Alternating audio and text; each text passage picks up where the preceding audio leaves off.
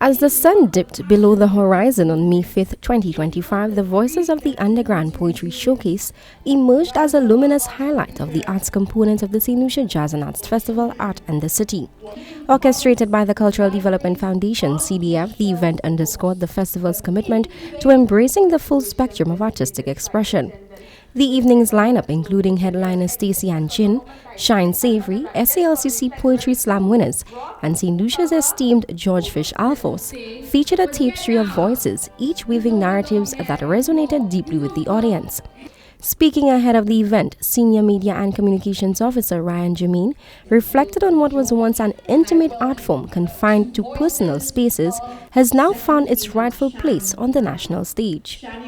I totally agree that poetry or spoken word seems like when you look at it, a reflection of what you do in the privacy of your home as a way of not only you expressing yourself through words and literary art, but as well as it's a good what you call reflection type of coping mechanism for mental health or that kind of thing. So it's actually good that we are the Cultural Development Foundation, through its mandate of empowering the creatives, empowering the community and pushing that creative arts, is giving them the opportunity to come out on a stage and not as main stage, but the National Cultural Center, to come out and speak about some of the things that we don't know goes on. In keeping with the continued evolution of the art form, Jermaine noted the hope for the event to grow even bigger in years to come.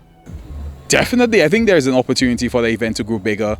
It's the second time Voices of the Underground is happening. It was a TV show during the pandemic. Now it has become a production.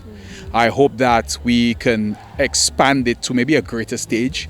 I'm looking at main stage, if possibly, one of the main stage acts. But as time goes by, we will see how we can, of course, allocate the right resources and allocate the right manpower infrastructure to ensure that we give creatives not an event that is far away from them, as in price and, of course, the audience, but something that will speak about the grassroots.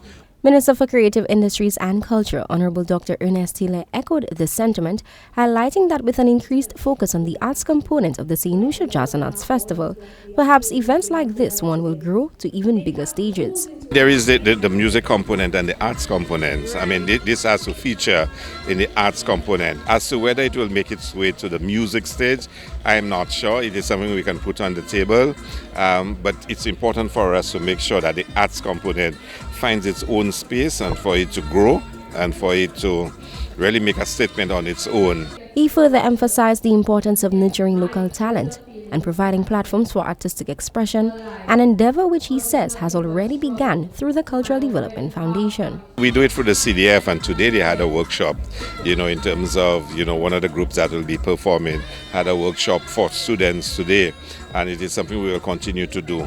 That as performers come in, master classes being held to make sure we provide, those skills to especially our secondary school students, whether it's song engineering, whether it's creative writing, whether it's performing techniques, and we will continue to do so through the CDF. The success of the showcase not only highlighted the depth of poetic talent on the island, but also reinforced the festival's broader mission to integrate various art forms into its programming.